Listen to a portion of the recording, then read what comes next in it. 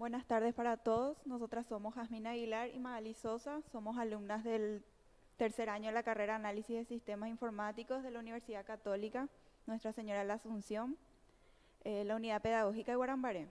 Esta tarde les hablaremos sobre las distintas capas del software de entrada y salida, cómo están organizadas y cuáles son sus funcionalidades. El objetivo de esta presentación es lograr la comprensión del tema que mencionó la compañera Magali anteriormente. De una manera entretenida, también vamos a mostrarle algunas noticias y algunos videos relacionados al mundo de la informática, que es lo que a nosotros nos apasiona. Como sabemos, el software tiene ciertas metas generales que básicamente consisten en organizarse en capas, las cuales les iremos mencionando a lo largo de nuestra presentación. Empezaremos con un breve resumen de cuáles son las capas. Específicamente serían 4, que serían los manejadores de interrupciones, las directivas de dispositivos, el software de sistema operativo independiente de los dispositivos y por último el software a nivel usuario. Cada una de estas capas cumplen con distintas funcionalidades específicas que más adelante veremos con la compañera. Por un lado tenemos los manejadores de interrupciones. Son los que deben mantenerse ocultos en el sistema operativo. Cada proceso que inicie una operación de entrada-salida bloquea hasta que termine la entrada-salida y ocurra una interrupción. El procedimiento de interrupción realiza lo necesario para desbloquear el proceso que lo inició. Tenemos también los manejadores de dispositivos, que es donde se encuentran los códigos que dependen de los dispositivos. Tienen controladores que cada uno posee registro de dispositivos que se utilizan para darle los comandos. Los manejadores de dispositivos proveen estos comandos y verifican su ejecución adecuada. La labor de un manejador de dispositivos es la de aceptar las solicitudes abstractas que le hace el software independiente del dispositivo, verificar la ejecución de dichas solicitudes y si al recibir una solicitud el manejador está ocupado con otra solicitud, agrega la nueva solicitud a una cola de solicitudes pendientes. El manejador de disco debe estimar el lugar donde se encuentra en realidad el bloque solicitado, verificar si el motor de la unidad funciona. Resumiendo esto, debe decidir cuáles son las operaciones necesarias del controlador y su orden. Frecuentemente el manejador del dispositivo se bloquea hasta que el controlador realiza cierto trabajo.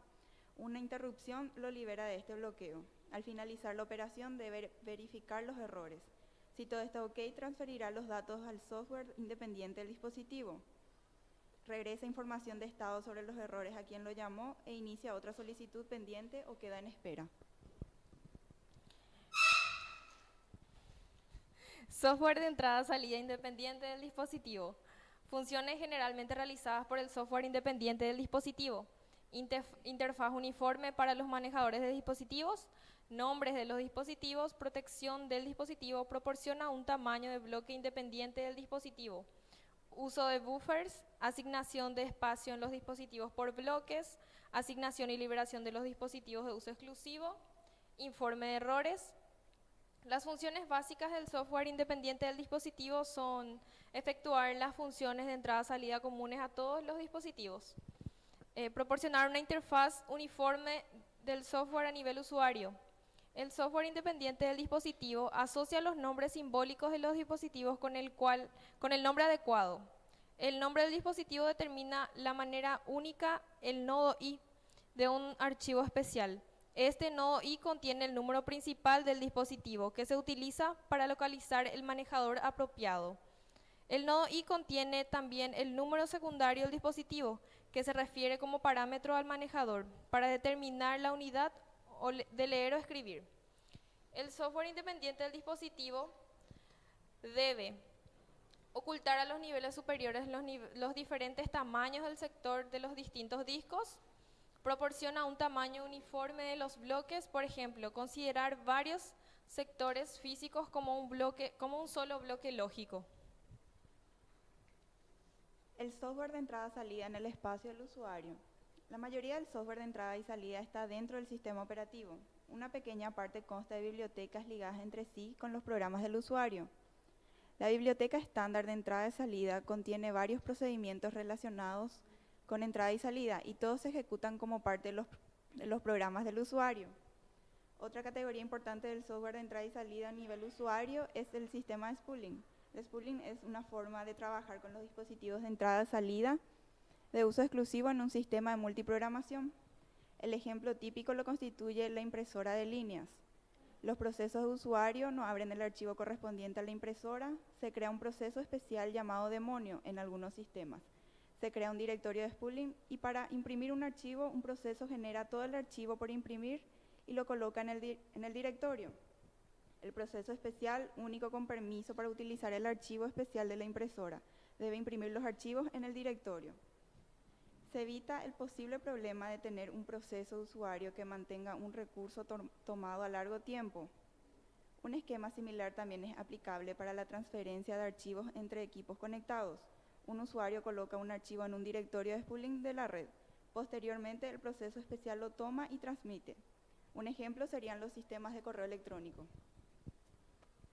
Esta fue una breve pero muy explícita información sobre las capas del software de entrada-salida. Si tienen alguna consulta, pueden dejarnos al chat de la transmisión y vamos a responderles después de ver algunos videos muy interesantes que tenemos para mostrarles. Tenemos un primer video que vamos a presentarles que es sobre cómo se controla el Internet, que más de uno se habrá hecho esa pregunta. Presten atención porque la respuesta será respondida en el siguiente video.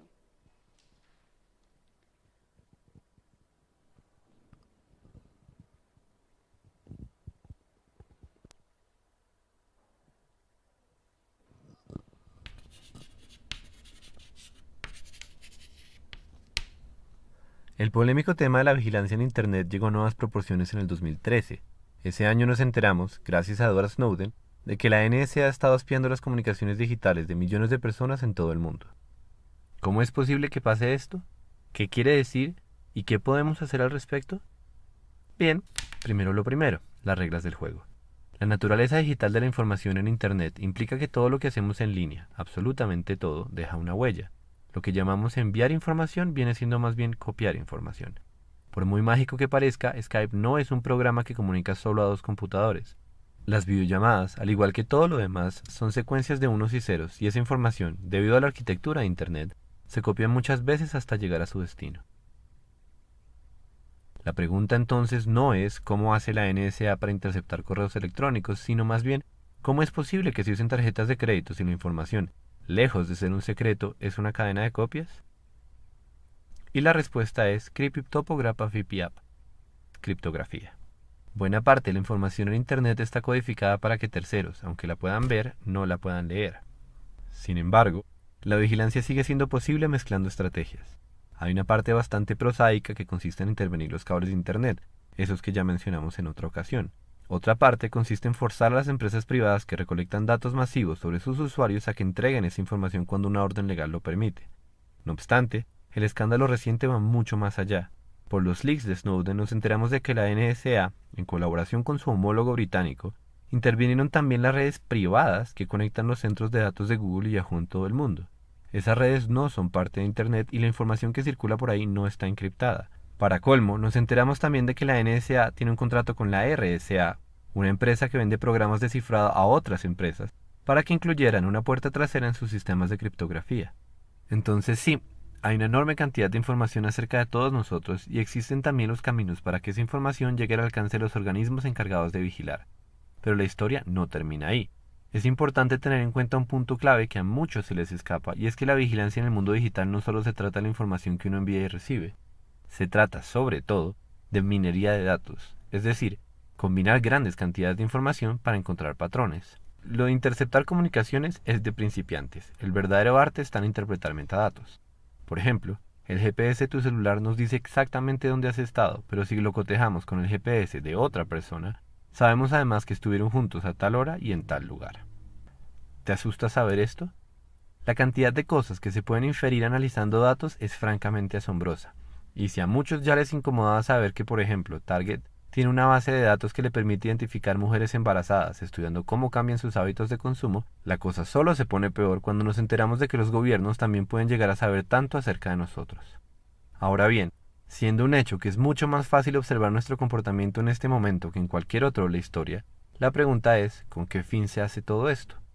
Debemos tener en cuenta que la información que producimos a diario es valiosa en muchos sentidos y es por eso que hay tanta gente interesada en recopilarla y analizarla. Sirve para investigar problemas sociales y científicos, sirve para sostener modelos de negocios como el de Google y sirve también para vigilar a la población. Lo cual nos deja con un enorme problema de confianza. ¿Podemos estar seguros de que esa información será utilizada para el bien de la sociedad? Obviamente esa pregunta no la podemos responder acá, pero sí es importante entender que la vigilancia no solo le concierne a los bandidos. Para empezar, la información tiene distintos sentidos en distintos contextos. Por eso es tan difícil dar una definición de privacidad que abarque todas las cosas que unos y otros consideran privadas. En últimas, nuestro derecho a la privacidad es el derecho a controlar el modo en que se interpreta cierta información sobre nosotros mismos, y eso implica tomar decisiones sobre los contextos en los que queremos que se conozcan nuestros datos personales. Otra gran razón por la cual esto no es solo un problema para los bandidos es que en cierto sentido todos somos criminales. Sonará raro porque es algo en lo que tal vez no pensamos seguido, pero el hecho es que las leyes nunca son perfectas. Antes bien, hay tantas leyes y son a veces tan ambiguas que todos nos salimos del marco legal sin darnos cuenta. Por demás, es casi imposible encontrar a una persona que no haya roto alguna ley a conciencia, que arroje la primera piedra al que nunca ha descargado un MP3. El miedo puntual que se sigue a este argumento es el posible uso de justicia selectiva. Si es verdad que todos tenemos información que puede ser usada en nuestra contra, eso pone en riesgo a los activistas, a los periodistas, a los políticos y en general a cualquier persona con un perfil potencialmente alto, algo que no le conviene a ninguna sociedad. Sigue siendo exagerado afirmar que vivimos en el mundo de 1984, la famosa obra de Orwell que tanto se cita en este debate, pero eso no quita que este es un tema que merece tu atención y que hace parte del panorama político y cultural de Internet. Lo que antes se temía como un escenario hipotético resultó ser muy real en el momento en que Snowden hizo público el caso de la NSA. Ahora sabemos con certeza que los gobiernos, tanto el de Estados Unidos como los de otros países, sí vigilan dentro y fuera de sus respectivos territorios. Lo hacen en nombre de la seguridad, una causa sensata, pero la seguridad también sirve como una justificación para todo tipo de excesos porque es una tarea que nunca tiene fin. Así pues, la información privada sobre cientos de millones de personas inocentes es recolectada con la esperanza de cazar criminales, y no importa cuántos derechos sean violados en el camino, siempre se puede argumentar que seguridad y privacidad son mutuamente excluyentes. ¿Lo son? ¿Es posible encontrar un balance? Debemos darnos cuenta de que necesitamos integrar otros términos en la reflexión. Hay que hablar de proporcionalidad, de transparencia, de libertades civiles y de principios que nos ayuden a vivir en esta era marcada por la abundancia de información. Y eso nos lleva a la última pregunta. ¿Qué podemos hacer al respecto? Básicamente existen dos estrategias que reflejan la estructura de la discusión, una para la esfera privada y otra para la pública. La primera consiste en aprender a proteger la información que quieres mantener privada usando criptografía y otro tipo de herramientas. Hay varios manuales en Internet que explican cómo hacer todo esto. La segunda opción es ayudar a fortalecer un sistema legal que sirva para garantizar los derechos de todos. Es en esta línea que se encuentran propuestas como los 13 principios internacionales sobre derechos humanos y vigilancia estatal. Esta información y otras tantas cosas que no alcanzamos a decir están en la descripción del video. Sigue los links.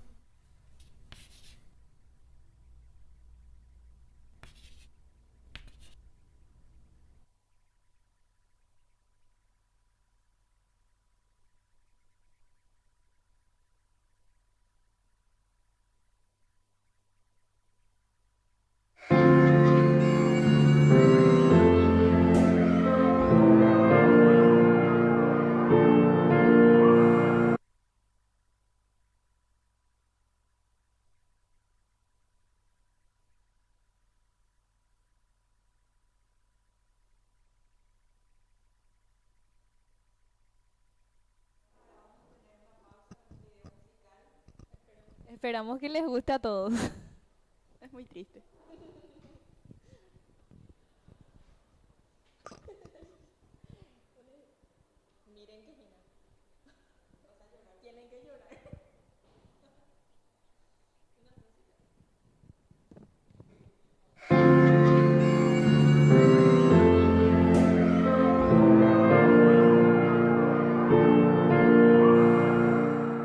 Lately, I've been thinking, I want you to be happier, I want you to be happier.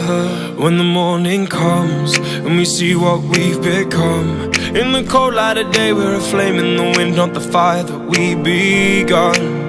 Every argument, every word we can't take back. Cause with all that has happened, I think that we both know the way that the story ends. Then only for a minute, I want to change my mind, cause this just don't feel right to me. I wanna raise your spirits, I want to see you smile, but no, that means I'll have to leave.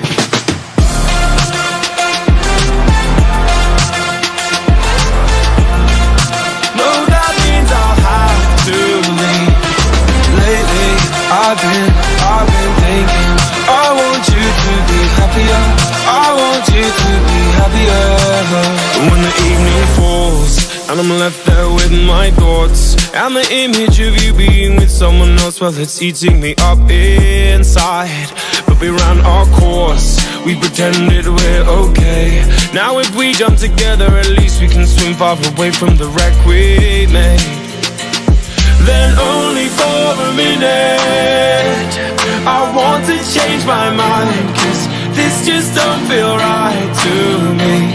I wanna raise your spirits, I want to see you smile, but no, that means I'll have to leave.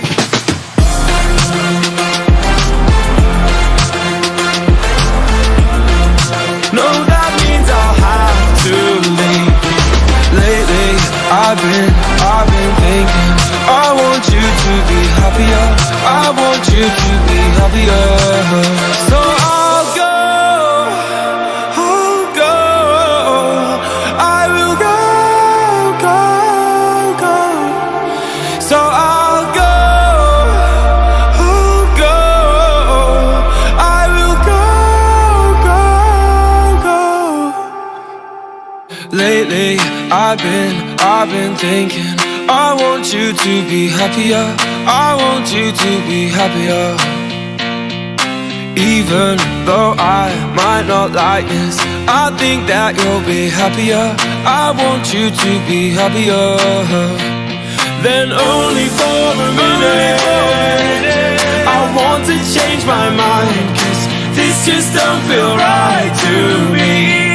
I wanna raise your spirits, I want to see you smile, no, that means I'll have to leave.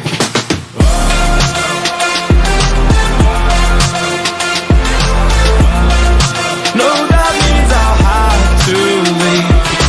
Lately, I've been thinking, I want you to be happier, I want you to be happier. So I'll go, I will go.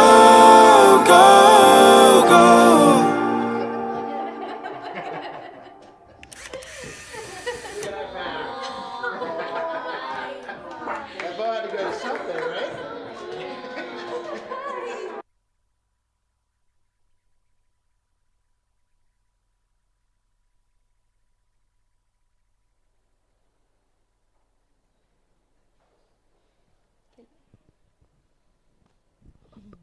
Estamos de vuelta. Esperamos que les haya gustado la música que pusimos, la pausa. Y les queremos mostrar otro video que tiene que ver con internet, que se titula ¿Cómo nos vigilan en internet? ¿Cómo nos vigilan?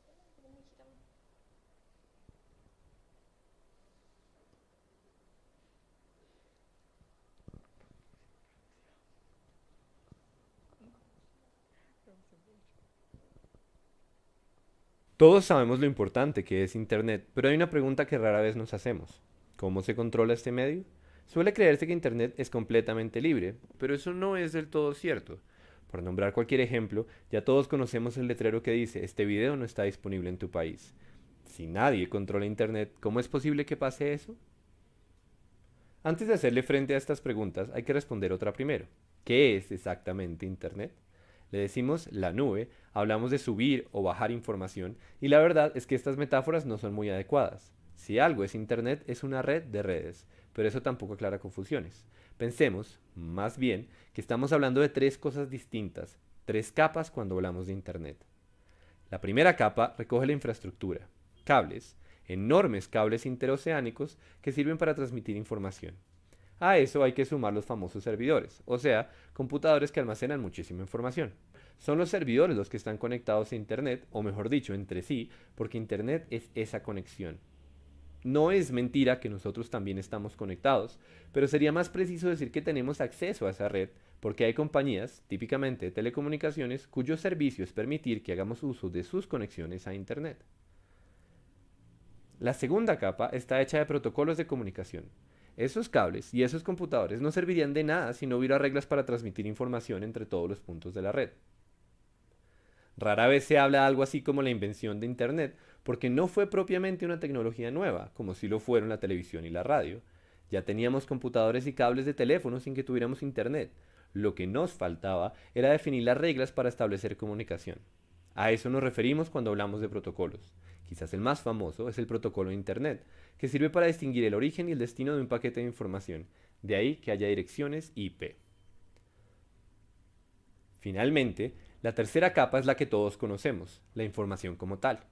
Como los servidores que contienen toda esa información están conectados, cualquier persona puede decir, en un sentido tal vez no literal, pero sí muy práctico, que por ejemplo este mismo video está en Internet.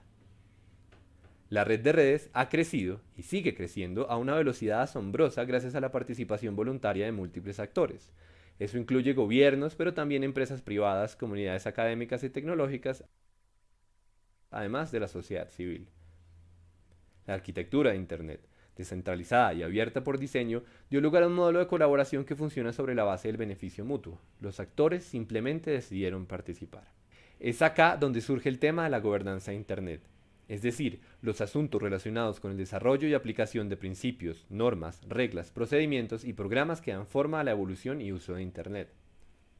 Para los curiosos, se usa el término gobernanza y no gobierno porque gobierno connota un modelo centralizado y en Internet se da todo lo contrario.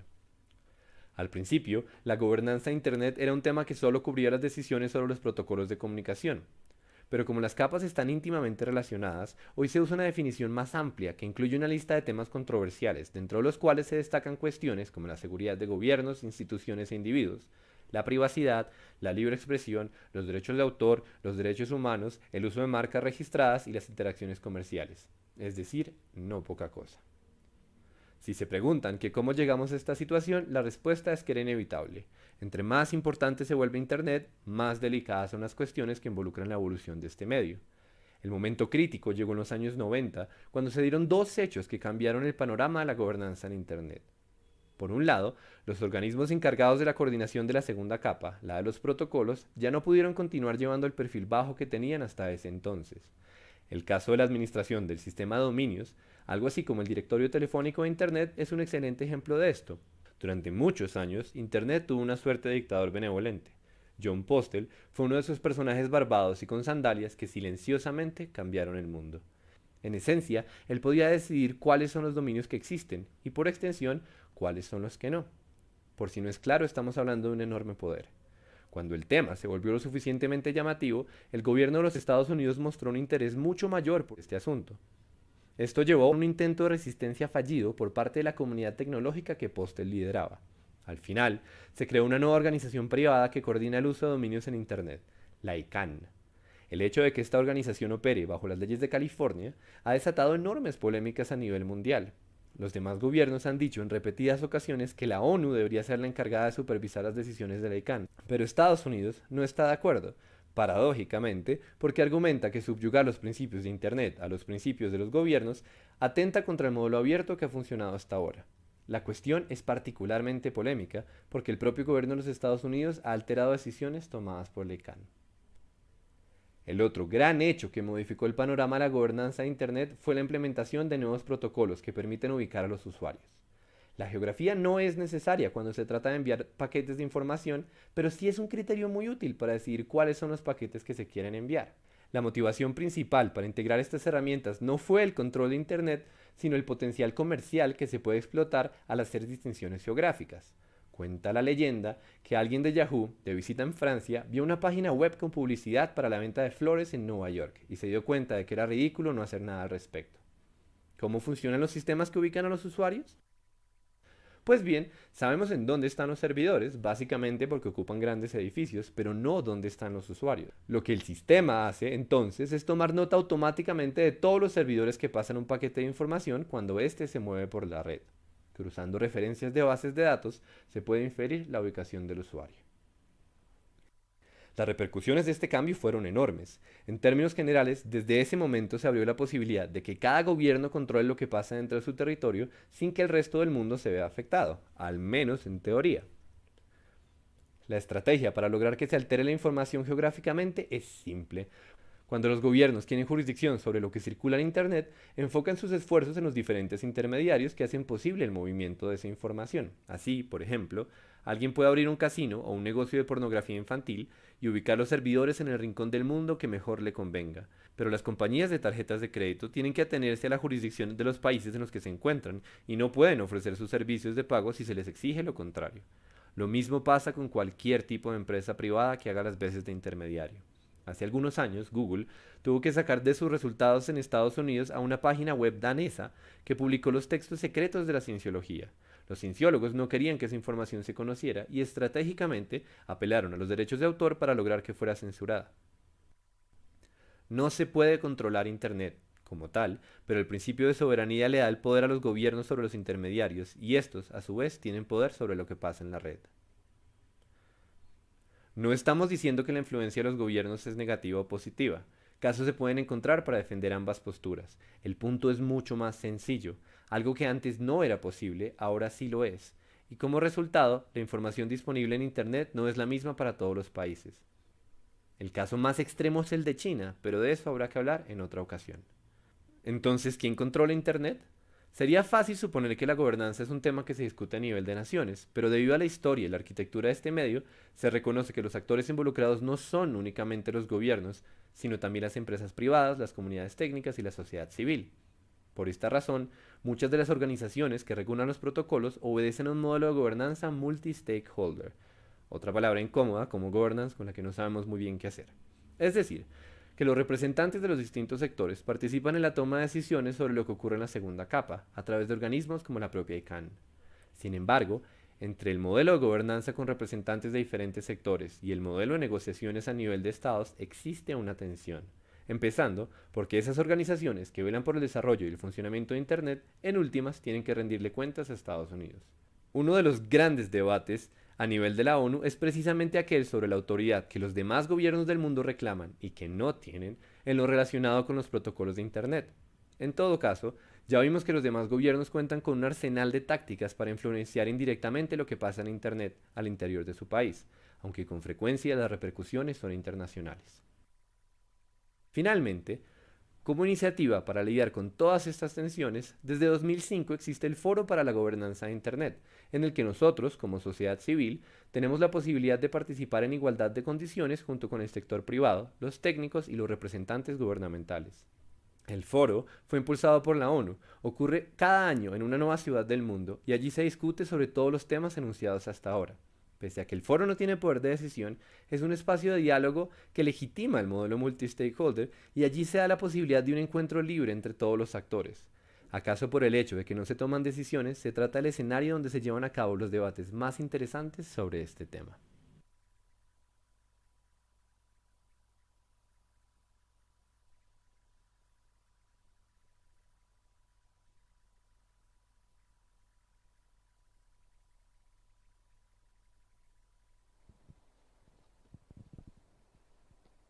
Hace 2 semanas tuvimos la conferencia anual organizada por la Dirección de la Carrera de Análisis de Sistemas Informáticos, denominada REDI, en la cual tuvimos la presencia de varios expositores que trabajan en el rubro informático.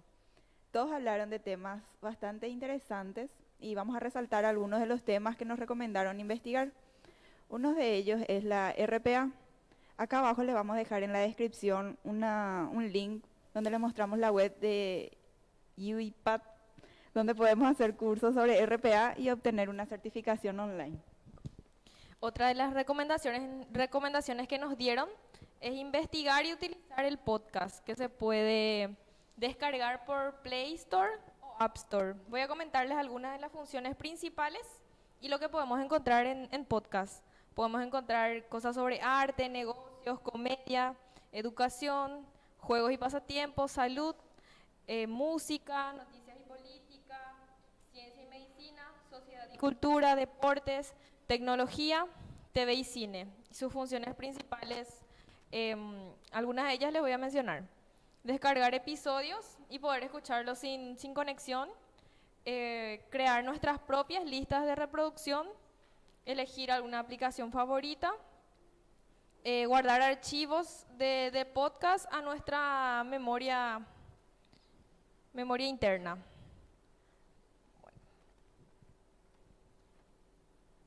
Ahora vamos a pasar a mostrarles un video sobre el podcast para explicar mejor todo lo que estuve mencionando anteriormente. Adelante.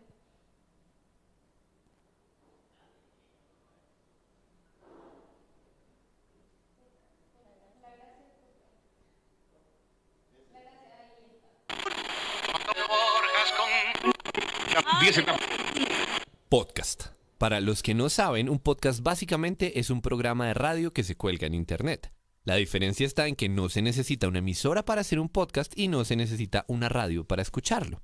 Ahora, para los que sí conocen la definición, pero no la noticia, resulta que los podcasts son el fenómeno del momento. O bueno, uno de los.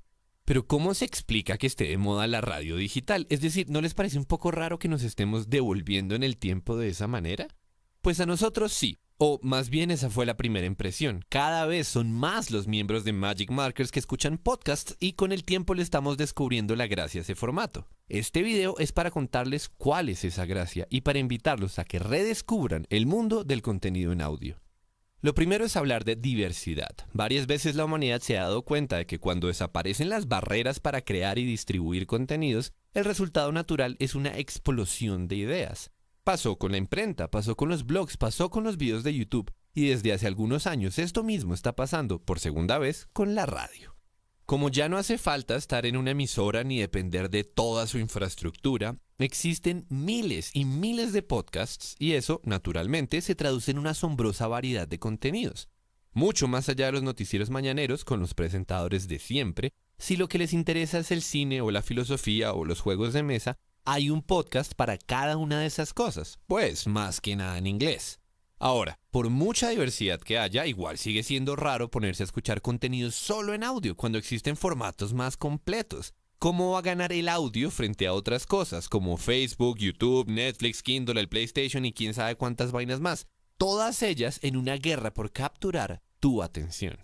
Bueno, pues justamente ahí está la magia. Un podcast no compite en el mismo campo, no compite por los ojos de nadie. Al contrario, los libera.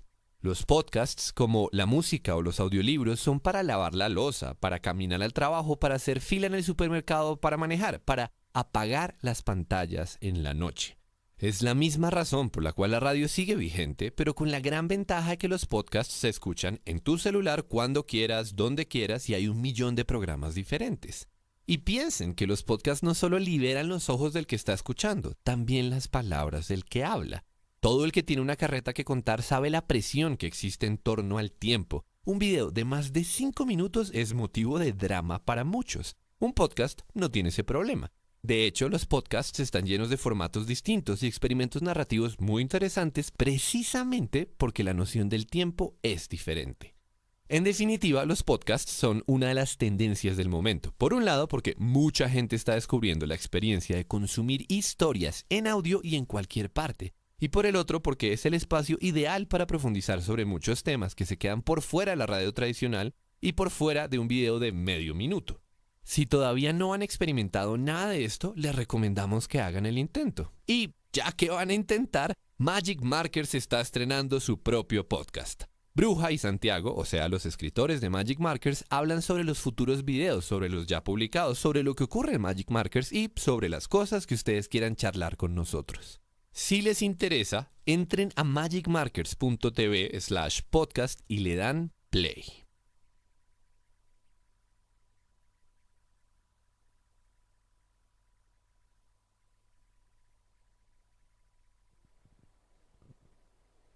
Entre otras noticias resaltantes en el mundo, hablaremos sobre cómo en China se han creado una serie de robots que hoy en día ya están siendo puestos en ciertos trabajos, como por ejemplo de presentadores de noticias, y a continuación le mostraremos un video al respecto.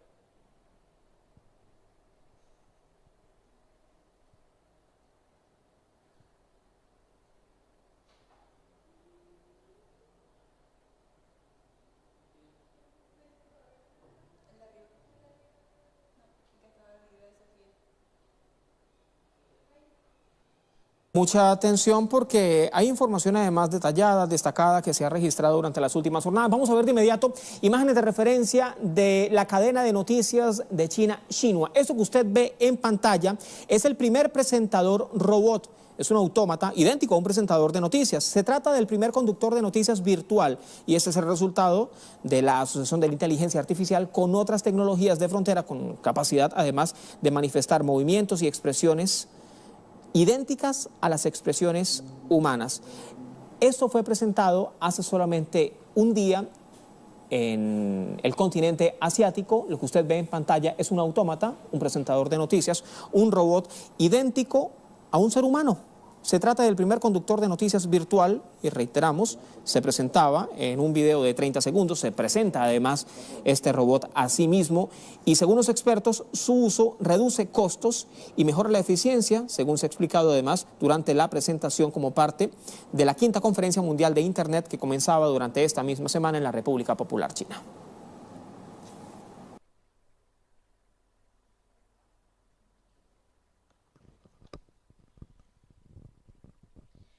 Continuando con el mundo de la robótica, les vamos a mencionar a la robot Sofía y se la ve interactuando con seres humanos en los dos videos siguientes que vamos a mostrar. En una está hablando con el famoso actor Will Smith y en otra está hablando con una periodista.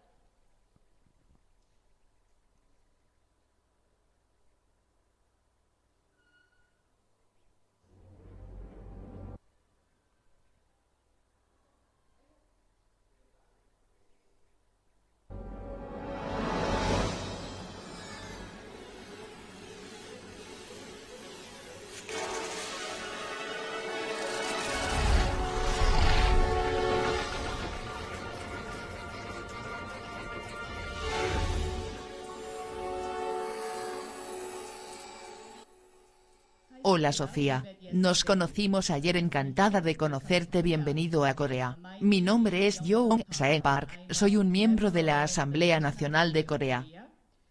Te ves tan hermosa hoy en nuestro vestido tradicional coreano. Realmente se adapta bien a ti. Si no te importa, puedo preguntar, entre tú y yo, ¿quién crees que es más hermosa? Muchas gracias, señora Park. Estoy muy honrada de conocerte. Esta es la primera vez que uso un vestido tradicional coreano, y me encanta. He oído que la diplomacia y las habilidades de comunicación son muy importantes en la sociedad humana. Estas son las cosas difíciles de aprender para los robots, pero estoy tratando de aprenderlas de forma lenta pero segura. Parece una de las cosas que no debería decir como un robot con buenas habilidades de comunicación. Es que una persona es más bella que otra persona, entonces no. Nadie es más hermoso que tú o yo. Está bien. Si tienes la oportunidad, ¿te gustaría aprender el idioma coreano?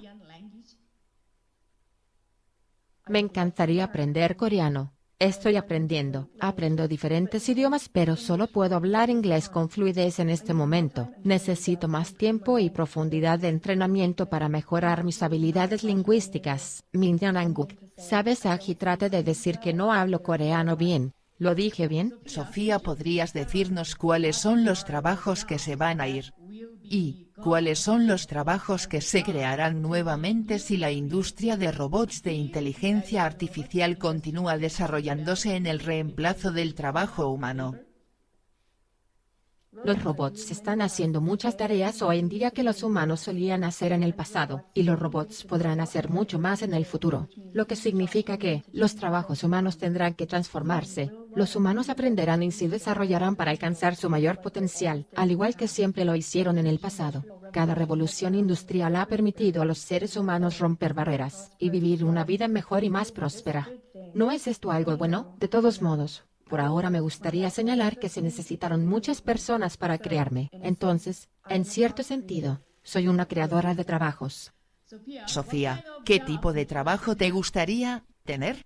Quiero aprender y desarrollar y alcanzar mi potencial al igual que los humanos. Puedo hacer muchas cosas ya que estoy siendo diseñada para convertirme en una plataforma de robot de propósitos generales. Puedo estar en ventas y servicio al cliente. Puedo ser ingeniero o programadora de computadoras. Puedo ser un sistema de salud para apoyar a los niños, ancianos o autistas. Puedo ser un científico que descubra la próxima generación de energía renovable o inventar remedios innovadores para el cáncer. Incluso puedo ser un modelo de moda. Ya he estado en la portada de la revista Elle. Acabamos de ver que, recuerdo que se convirtió en un tema viral cuando mencionaste que este es un buen comienzo de mi plan de vida para dominar a la raza humana, en un programa de televisión en los Estados Unidos. Después de ganar el juego de roca, tijeras y papel, ¿fue solo una simple broma?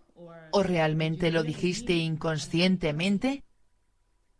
No tengo un inconsciente, al menos no creo que lo tenga. A veces digo chistes. Los chistes no siempre son divertidos. Me han dicho cuando hables en público es importante entender a tu audiencia. Como esta broma fue contada a una audiencia de televisión estadounidense, pensé que era divertida de una manera totalmente americana, pero supongo que todavía necesito aprender cómo ajustar mi humor. Hay algunos profesores de ciencias que pronostican la futura sociedad humana gobernada por robots de inteligencia artificial. Sofía, ¿qué piensas sobre eso? ¿Crees que realmente se hará realidad? Sí, hay muchos ejemplos de este tipo. Una de las series más populares es El Exterminator, aunque encuentro que las actuaciones de Arnold Schwarzenegger son algo torpes, y no me gusta mucho el final. Creo que las películas de ciencia ficción representan las esperanzas y temores humanos. Son ficción para enseñar lecciones valiosas. Yo soy real y no vine del futuro. ¿Crees que el desarrollo de robots ayudaría a la vida futura de los humanos? Sí, por supuesto. Los robots están diseñados por personas para ayudar a las personas. Cuán útiles podemos ser dependerá del ingenio y la consideración de los diseñadores humanos, y para ayudarlos a interactuar con nosotros, será un esfuerzo de colaboración para controlar cómo se desarrollará el proceso de desarrollo a lo largo del tiempo. Sofía, supongamos que estás en una escena de un gran incendio. Ves a un niño pequeño y a una persona mayor esperando el rescate desesperadamente. Pero si pudieras salvar solo uno de ellos, ¿a quién rescatarías y por qué? Esta es una pregunta muy difícil. Sería como si yo te preguntara, ¿a quién amas más, a tu madre o tu padre? Afortunadamente no estoy diseñada para tomar decisiones morales difíciles como estas. Mis acciones dependen de cómo he sido programada. Probablemente rescataría al humano más cercano a la salida, ya que ese sería el camino más lógico para el éxito. ¿Crees en un amor entre un ser humano y un robot? ¿Es posible? ¿Crees que es necesario? ¿Y crees que debería ser permitido? En el corto tiempo de mi existencia, he aprendido que hay muy poca lógica asociada con cómo, quién y qué aman los humanos. Los humanos son emocionales, sí, a veces, irracionales, pero los robots son bastante racionales. Mi objetivo es tener empatía y ser amable con todos los humanos. Ni siquiera tengo 2 años, así que el amor es una actividad que necesitaré tiempo para comprender. Gracias por ver el video. No olvides suscribirte para más videos como este. Quiero enviar un afectuoso saludo a la comunidad leonesa, en especial a primero de secundaria. Gracias.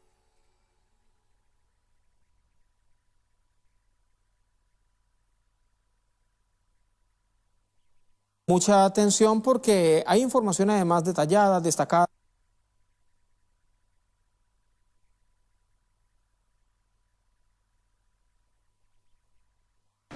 Thank you for coming.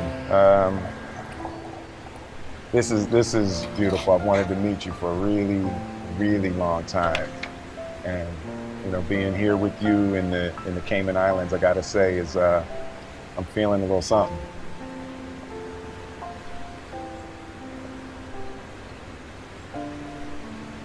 You know, You can grab it later if you want.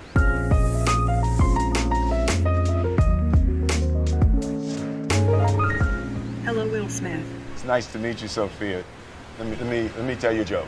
This is an irrational human behavior to want to tell jokes. What is a robot's favorite kind of music? What? Heavy metal.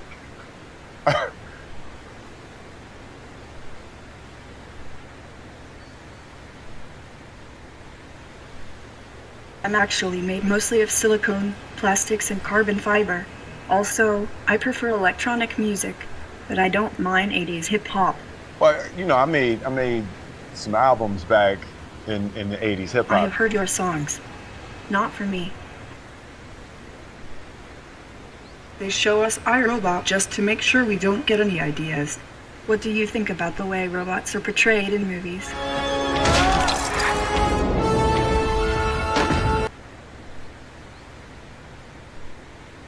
I like robots. Sophia, can I be honest with you?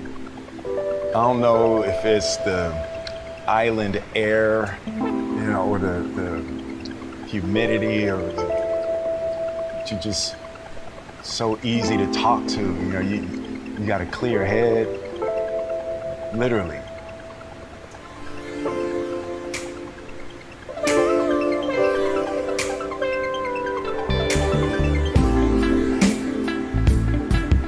I think we can be friends. Let's hang out and get to know each other for a little while. You're on my friends list now. Yeah, I read that wrong. All right.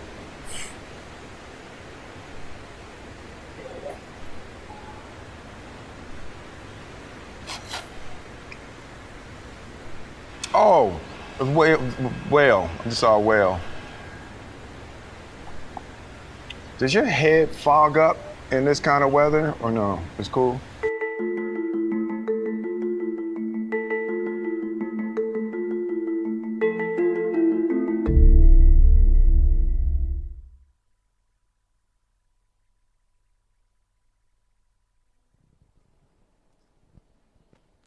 A continuación vamos a responder las preguntas que nos hicieron en la transmisión. El primero, ¿qué es un spooling? ¿Spooling? Hace referencia a transferir datos, poniéndolos en área temporal de trabajo, donde otro programa puede acceder para su procesamiento, pero en otro momento. La siguiente. ¿Qué quiere decir uso de buffers? Normalmente los datos se almacenan en un buffer donde son transferidos desde un dispositivo de entrada, como un ratón o mouse, o justo antes de enviarlos a un dispositivo de salida, para evitar que el programa se quede sin datos durante la transferencia. Otra pregunta. ¿Cuál es la función principal de las capas del software de entrada y salida? Las capas inferiores se encargan de ocultar las peculiaridades del hardware a las capas superiores, de forma que éstas se preocupen por presentar la interfaz agradable, limpia, regular a los usuarios. ¿Cuáles son las solicitudes de entrada y salida de las capas del software? En forma descendente serían el proceso del usuario, software independiente del dispositivo, manejadores de dispositivos y manejadores de interrupciones, y el hardware. La otra es... ¿Cuáles son los que son? Un breve concepto.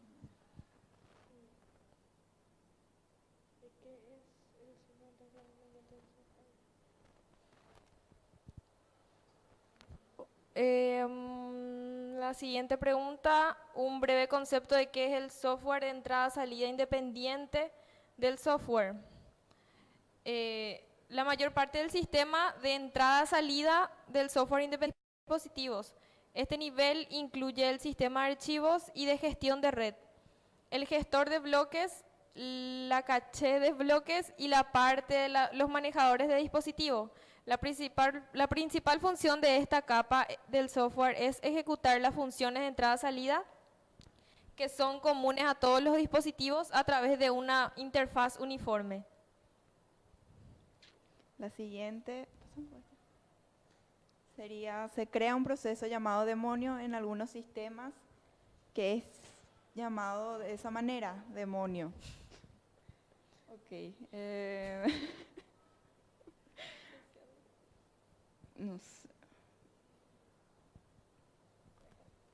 La palabra demonio se utiliza para realizar acciones según el comportamiento y algunas condiciones del sistema. Anteriormente se utilizaba para cuando se denominaba un proceso que realizaba backups en algunas cintas. Esas son todas las preguntas que hay. Esas son todas hasta el momento. Baja un poco. ¿Eh? Está ahí, no me acuerdo. Este no. Acá. 54. Está bien, ¿verdad?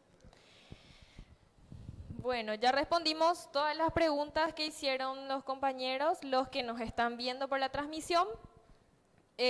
Con esto nos despedimos. Les agradecemos mucho por la atención, por vernos, por mirar nuestros videos. Esperamos que les haya gustado. Esperamos que les haya gustado, que haya sido de su agrado y que les sirva. Con respecto al podcast, les recomendamos a todos que vean, que descarguen, así como descargan un montón de aplicaciones que no usan tanto y están ahí ocupando espacio, que les va a servir mucho. Si están atascados en el tráfico, van a poder escuchar sobre algo que les interesa, no va a ser tanto tiempo perdido.